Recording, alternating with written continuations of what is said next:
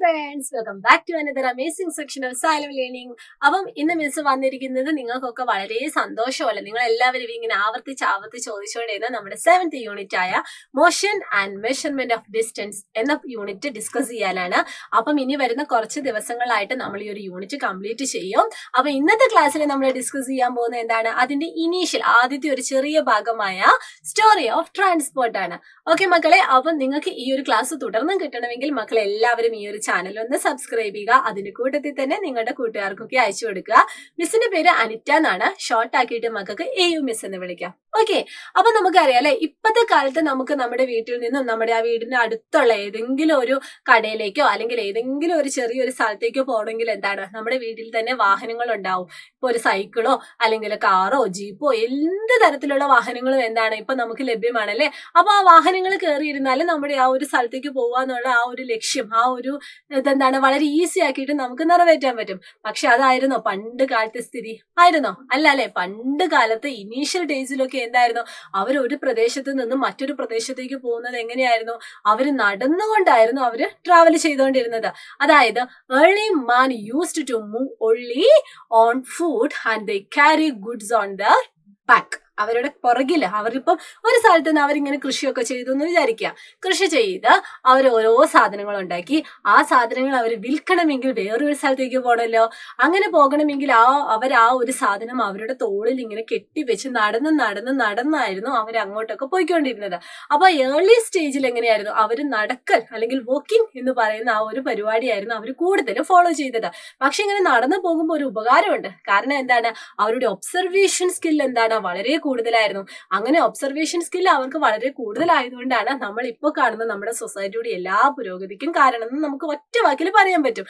Okay മക്കളെ, അപ്പൊ അവരെന്താ ചെയ്തുകൊണ്ടിരുന്നത്, നടന്നായിരുന്നു പൊക്കോണ്ടിരുന്നത്. പക്ഷെ കുറച്ചു കാലം കഴിഞ്ഞപ്പം ഈ റോയൽ ഫാമിലിയിലുള്ള ആൾക്കാരൊക്കെ നടക്കുവോ?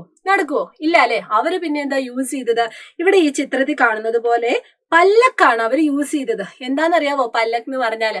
ഈ റോയൽ ഫാമിലിയിൽ രാജാവും രാജ്ഞിയൊക്കെ ഉണ്ടാവുമല്ലോ, അവരൊരിക്കലും നടന്നു പോകത്തില്ല. നടന്നു പോവാന്ന് പറയുന്നത് അവർക്കൊരു അപമാനമായിരുന്നു. അതുകൊണ്ട് തന്നെ അവരുടെ ആ കീഴിലുള്ള ആൾക്കാരെ കൊണ്ട്, ഭടന്മാരെ കൊണ്ടോ അങ്ങനെ അവരുടെ കീഴിലുള്ള ആൾക്കാരെ കൊണ്ട് അവരെന്ത് ചെയ്യും, പല്ലക്കിൽ കയറിയിരുന്ന് അത് അവരെ കൊണ്ട് അത് ചുമപ്പിക്കും. അപ്പൊ അങ്ങനെ അവരിങ്ങനെ ഇത് കഷ്ടപ്പെട്ട് ഈ പല്ലക്ക് ചുമന്നോണ്ട് തോളിൽ കയറ്റി വെച്ച് ഇങ്ങനെ ചുമന്നോണ്ട് ഒരു പ്രദേശത്ത് നിന്നും മറ്റൊരു പ്രദേശത്തേക്ക് പോകും. പിന്നീടാണ് ഈ മനുഷ്യന്മാരെ കൊണ്ട് തന്നെ ഇങ്ങനെ ചുമപ്പിക്കുന്നതിന് പകരം അവരെന്ത് യൂസ് ചെയ്യാൻ തുടങ്ങി, ആനിമൽസിനെ യൂസ് ചെയ്യാൻ തുടങ്ങി. മരുഭൂമിയിലൊക്കെ എങ്ങനെയാണ്, മരുഭൂമിയിലെ ട്രാൻസ്പോർട്ടേഷന്റെ ഏറ്റവും ബെസ്റ്റ് എന്താണ്, ക്യാമൽസ് ഉണ്ടാവില്ലേ. കാരണം ഒട്ടകത്തിന് പുറത്തുനിന്നായിരിക്കും അവരൊരു സ്ഥലത്ത് നിന്ന് മറ്റൊരു സ്ഥലത്തേക്ക് പോകുന്നത്. പിന്നെ വാഹനങ്ങൾ ഉണ്ടാവും, എങ്കിലും അവര് ക്യാമൽസിനെ യൂസ് ചെയ്യും. അതുപോലെ തന്നെ കഴുതയുണ്ട്, അതുപോലെ കുതിരയുണ്ട്. ഇപ്പോഴും പല പാർക്കിൽ പോയാലും നമ്മൾ കുതിര സവാരി എന്താണ് അവിടുത്തെ മെയിൻ ഹൈലൈറ്റ് ആയിരിക്കും. അതുപോലെ തന്നെ പണ്ട് കാലത്ത് കാളവണ്ടി ഒക്കെ നമ്മൾ യൂസ് ചെയ്യായിരുന്നു. അതായത് ആനിമൽസിനെയും നമ്മൾ എന്താണ് ട്രാൻസ്പോർട്ടേഷന് വേണ്ടി നമ്മൾ യൂസ് ചെയ്തു. ഇതൊക്കെ നമ്മൾ യൂസ് ചെയ്തത് എങ്ങനെയായിരുന്നു, ഈ റോഡിലൂടെയുള്ള അല്ലെങ്കിൽ കരയിലൂടെയുള്ള ട്രാൻസ്പോർട്ടേഷന് വേണ്ടിയായിരുന്നു അല്ലെ.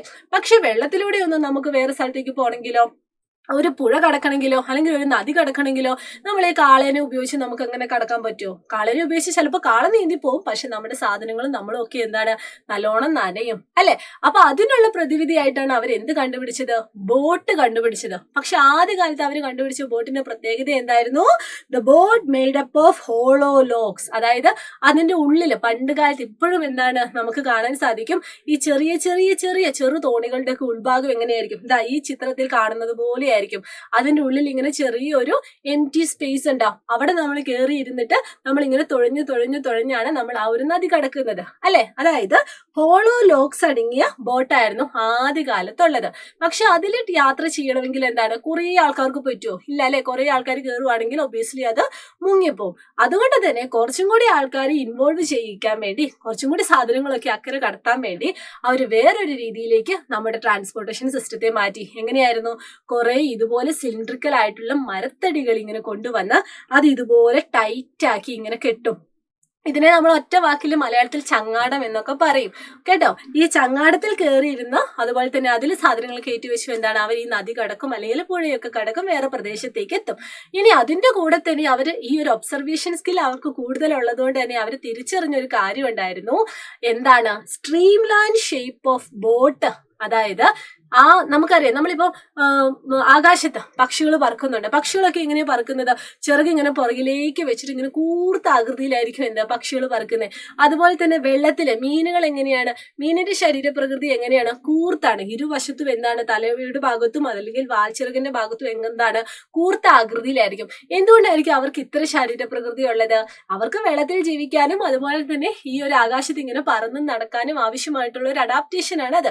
അപ്പൊ ഇത്തരം അഡാപ്റ്റേഷൻ അവരുടെ ആ ഒരു യാത്ര സുഗമമാക്കുന്നത് കൊണ്ട് തന്നെ നമ്മുടെ വെള്ളത്തിലൂടെ ഉണ്ടാവുന്ന വാഹനങ്ങൾ, അതായത് നമ്മൾ ഈ എന്താ പറയണ്ടത്, തോണി, അതുപോലെ തന്നെ ബോട്ട്, ഷിപ്പ്, അവയൊക്കെ നമ്മൾ ബിൽഡ് ചെയ്തിരിക്കുന്നത് ഈ ഒരു സ്ട്രീം ലൈൻ ഷേപ്പ് ഫോളോ ചെയ്തുകൊണ്ടാണ്. സ്ട്രീം ലൈൻ ഷേപ്പ് എന്ന് പറഞ്ഞാൽ ഇതുപോലെ നോക്കിയാൽ മതി, ഇതുപോലെ കൂർത്ത ഒരു രണ്ടറ്റമായിരിക്കും അവരുടെ യാത്ര സുഗമമാക്കാൻ വേണ്ടി നമ്മൾ ഡിസൈൻ ചെയ്തിരിക്കുന്നത്.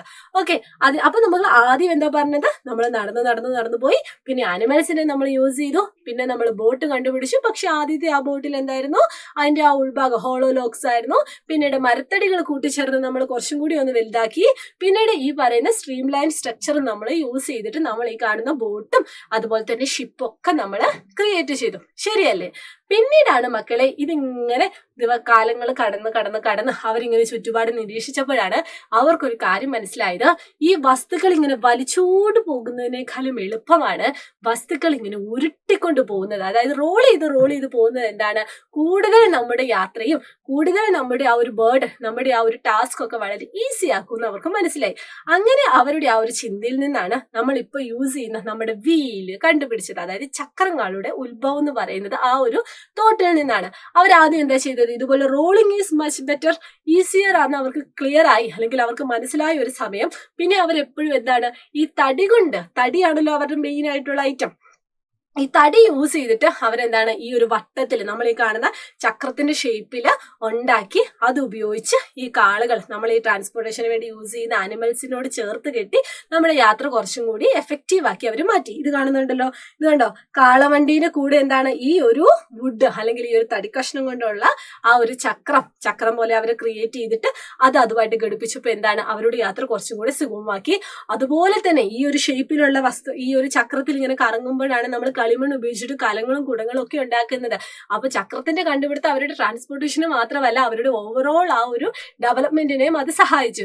പിന്നെ എന്താണ്? ഈ ഒരു തടിയിൽ നിന്നൊക്കെ മാറി നമ്മൾ ഇങ്ങനെ മാറിയാണ് നമ്മളിപ്പം കാണുന്ന നമ്മുടെ വാഹനങ്ങളുടെ ടയറിലേക്കൊക്കെ എന്താണ്?